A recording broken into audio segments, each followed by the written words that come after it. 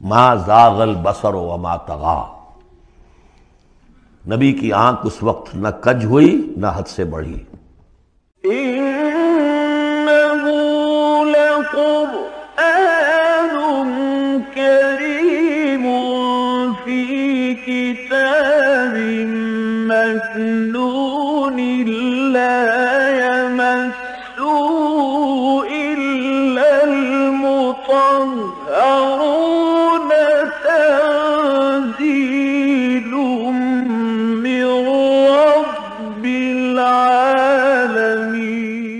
البتہ یہ کہ حضرت جبرائیل کو ان کی اصل ملک کی شکل میں حضور نے اپنی ان آنکھوں سے 2 مرتبہ دیکھا ہے۔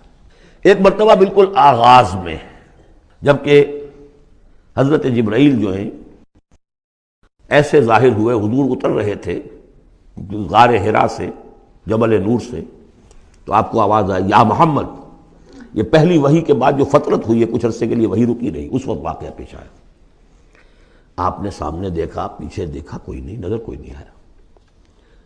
پھر تھوڑی دیر آپ چلے گئے، شاید مجھے کوئی دھوکہ لگا ہے، ایسی میں نے سنا ہے، کوئی آواز نہیں تھی۔ پھر آیا یا محمد، پھر دیکھا 2-3 مرتبہ کوئی نظر نہیں آیا، کچھ خوف سا محسوس ہوا۔ تیسری مرتبہ یا محمد، تو اچانک حضور کی نگاہ اوپر اٹھی، تو حضرت جبرائیل فرشتے کی جو اصل شکل ہے اس میں وہ تھے افق پر، اور پورا افق بھرا ہوا تھا اس سے۔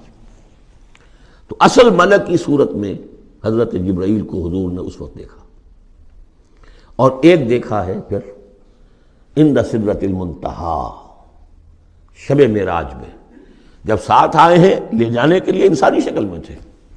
کوئی سواری بھی ایسی تھی جس کو کہ براق کہا جاتا ہے، وہ بھی محسوس شے تھی، لیکن یہ کہ جہاں انہوں نے کہا 7ویں آسمان پہ جا کر کہ بس اب آگے میری گنجائش، اب آگے آپ کو اکیلے جانا ہے، اس سے آگے اگر میں گزرا میرے پر جل جائیں گے، بے سوز تجلا بے سوزت پرم، اگر یکسر منہ برتر پرم، اگر میں نے اب اس سے آگے ایک بال برابر بھی میں آگے بڑھا تو میرے پر جل جائیں گے، تب آگے آپ کا کام۔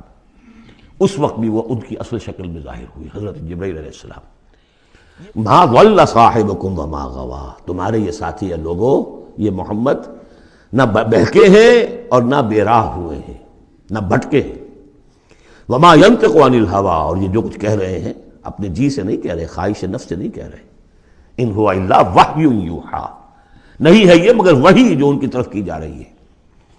علمہ شدید القویٰ، انہیں تعلیم دی ہے، سکھایا ہے اس نے جو بہت طاقتور والا ہے۔ یہاں حضرت جبرائیل ہیں جو مراد ہیں۔ علمہ شدید القویٰ، یہ قرآن کس نے سکھایا محمد کو؟ شدید القویٰ، ذو مرۃ، وہ بڑا زور آور ہے، فاستویٰ، وہ سیدھا ہوا، وہو بالافق الاعلیٰ، اور افق اعلیٰ کے اوپر وہ محمد کو نظر آ رہا تھا صلی اللہ علیہ وسلم۔ ثم دنا فتدلی، پھر ذرا نیچے کو لٹکا، قریب آیا، فکان قاب قوسین او ادنیٰ، اور پھر وہ اتنے قریب آ گیا کہ جیسے 2 کمانوں کا فاصلہ ہو یا اس سے بھی قریب۔ فاوحیٰ الی عبدہ ما اوحیٰ، پھر اس نے وحی کی اللہ کے بندے کی طرف جو وحی کی۔ وہ وحی کون سی تھی؟ وہ ہے اصل میں وحی رسالت۔ وحی نبوت جو تھی وہ تو شروع میں آ چکی، اس کے بعد یہ فترت ہو گئی تھی، کچھ وقفہ پڑ گیا تھا۔ شروع میں وحی جس سے کہ حضور کی نبوت کا ظہور ہوا ہے وہ تو ہے اقرا بسم ربک الذی خلق، خلق الانسان من علق، اقرا وربک الاکرم الذی علم بالقلم، علم الانسان ما لم یعلم۔ لیکن اب یہ سورہ مدثر کی آیات اس وقت نازل ہوئیں، یا ایھا المدثر، جب حضور گھر آ گئے اور پھر آپ نے اپنی اہلیہ سے کہا، خوف زدہ تھے جو بھی منظر دیکھا تھا، ملک کی شکل، فرشتے کی شکل، اب وہ تو حضور ہی نے دیکھا جو دیکھا، ہم تو نہیں سمجھ سکتے کہ آپ نے کیا دیکھا، لیکن یہ کہ اس کے بعد آپ آئے، آپ نے کہا مجھے کمبل اڑا دو، لحاف اڑا دو، لحاف اوڑھ کر آپ لیٹ گئے، تو پھر وہ وہی یا ایھا المدثر قم فانذر وربک فکبر، اے لحاف میں لپٹ کر لیٹنے والے کھڑے ہو جاؤ اور خبردار کرنا شروع کر دو لوگوں کو۔ اور تمہاری اس دعوت کا نقطۂ آغاز تو انذار ہے، اور اس کا ہدف دنیا میں تکبیر رب ہے، رب کو بڑا کرو، اس کی بڑائی منواؤ، اس کی بڑائی نافذ کرو، اس کا نقشہ کھینچا گیا ہے۔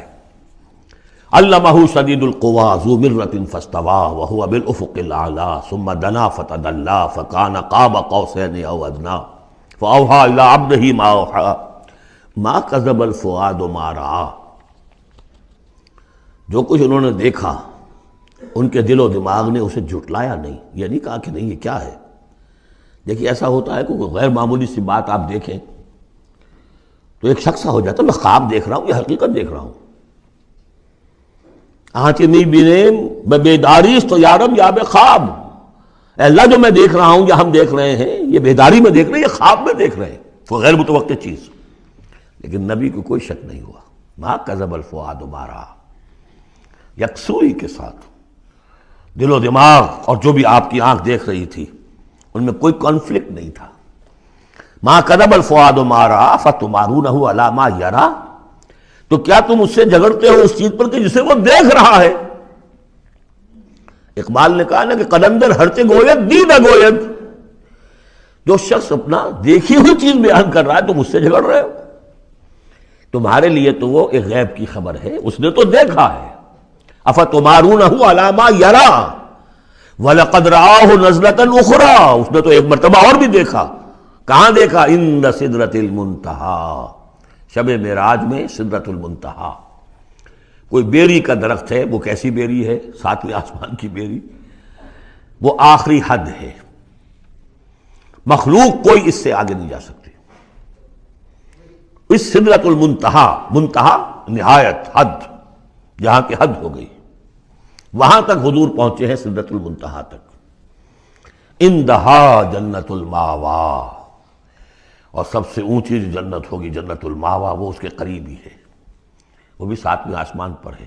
یہ تو درجہ بدرجہ ترقی ہوتی جائے گی نا، پہلی ضیافت جو ہے، پہلی نزول جو ہے وہ تو اسی زمین پر ہو جائے گی، پھر جو ترقی ہوگی اپنے اپنے مدارج، اپنے اپنے مراتب، اپنے اپنے مقامات، اپنے اپنے ایمان کی گہرائی، اپنے اپنے اعمال صالحہ، اپنا اپنا انفاق مال و جان، اس کے حوالے سے درجے ہوں گے۔ اندہا جنت الماوا اذ یغشی السدرۃ ما یغشی، جبکہ ڈھانپے ہوئے تھا اس بیری کو جو ڈھانپے ہوئے تھا۔ اب تمہیں کیا بتائیں کیا ڈھانپے ہوئے تھا، تم نہیں سمجھ سکتے۔ دیکھیے کس طریقے سے اذ یغشی السدرۃ، کوئی انوار الہیہ کا کوئی ایسا نزول ہے وہاں جو زبان میں ادا نہیں ہو سکتا، کوئی الفاظ نہیں ہے کہ جو ان کی تعبیر کر سکے، اس پر انوار الہیہ کا کوئی نزول ہے۔ اذ یغشی السدرۃ ما یغشی، جبکہ چھایا ہوا تھا اس بیری کے اوپر جو چھایا ہوا تھا، جبکہ ڈھانپا ہوا تھا اس بیری کو جس نے ڈھانکا ہوا تھا۔ ما زاغ البصر وما طغی، نبی کی آنکھ اس وقت نہ کج ہوئی نہ حد سے بڑھی۔ یہ دو انتہائیں ہوتی ہیں، ایک تو یہ کہ آپ کسی انٹینس لائٹ کو فیس نہ کر سکے تو نگاہ ہٹائیں گے آپ، یا جھپک لیں گے، فیس نہیں کر سکتے اگر آپ میں ہمت نہیں، استعداد نہیں ہے۔ نبی کا ظرف اتنا تھا کہ ان انوار الہیہ کا براہ راست مشاہدہ کیا ہے، اور نگاہ آپ کو ادھر ادھر کرنے کی ضرورت پیش نہیں آئی۔ لیکن طغا ایک حد ادب بھی ہوتا ہے جس سے آگے انسان کو نہیں جانا چاہیے۔ نگاہ جو ہے اس نے بے ادبی کی روش بھی اختیار نہ کی۔ علامہ اقبال نے، واقعہ یہ ہے کہ اس آیت کو میں نے سمجھا علامہ اقبال کے ایک شعر سے، اور اکثر و بیشتر لوگ نہیں سمجھ سکے اس آیت کو۔ ذوق و شوق کے نام سے جو ان کی نظم ہے بال جبریل میں، وہ میرے نزدیک ان کے شاعرانہ جو ان کی استعداد ہے اس میں بلند ترین نظم ہے وہ، جہاں تک پیغام ان کا جو ہے امت مسلمہ کے لیے، اس کے لیے ابلیس کی مجلس شورا، وہ کلائمیکس ہے، اور وہ ہے بھی ان کے آخری زمانے کی نظم ہے، سن 36 میں انہوں نے کہی ہے۔ اس کے بعد تو بیماری اتنے رہے ہیں، بہت کم اشعار کہے ہیں، لیکن اس میں ذوق و شوق میں ایک شعر ہے، عین وصال میں مجھے حوصلہ نظر نہ تھا، عین وصال میں مجھے حوصلہ نظر نہ تھا، گرچہ بہانہ جو رہی میری نگاہ بے ادب، میری نگاہ بے ادب بہانہ تلاش کرتی رہی کہ میں مشاہدہ براہ راست کروں، حالانکہ عین وصال ہے اس وقت، لیکن یہ کہ میرے اندر حوصلہ نہ تھا کہ میں حسن کا براہ راست مشاہدہ کر سکوں۔ عین وصال میں مجھے حوصلہ نظر نہ تھا، گرچہ بہانہ جو رہی میری نگاہ بے ادب۔ یہاں ان دونوں چیزوں کے برعکس بات ہے جو اقبال اپنے بارے میں کہہ رہا ہے۔ میں تو بے ادب بھی ہوں، اور میں تو چاہتا تھا کسی طریقے سے حد ادب سے تجاوز کر کے دیکھوں، لیکن میرے اندر تو حوصلہ نہیں تھا۔ محمد میں وہ حوصلہ تھا، دیکھا ہے، براہ راست دیکھا ہے، نگاہ جما کر دیکھا ہے، لیکن ایک حد سے تجاوز نہیں کیا، حد ادب کے اندر رہے۔ ما زاغ البصر وما طغى لقد رأى من آیات ربہ الکبریٰ، دیکھا انہوں نے اپنے رب کی عظیم ترین آیات کو۔ اب وہاں جا کر جو مشاہدہ ہوا ہے وہ تو اللہ کی عظیم ترین آیات کا ہے، اور اسی سے در حقیقت دلیل ہے ام المومنین حضرت عائشہ صدیقہ رضی اللہ تعالی عنہ اور حضرت عمر رضی اللہ تعالی عنہ کا جو قول ہے۔ شب معراج میں بھی حضور نے اللہ کو نہیں دیکھا، اللہ کی عظیم ترین آیات کو دیکھا، جو تجلی تھی اس وقت اللہ کی۔ حضرت عائشہ صدیقہ کا کہنا تو یہ ہے کہ نور لا یرا، وہ نور ہے، دیکھے کیسا جا سکتا ہے۔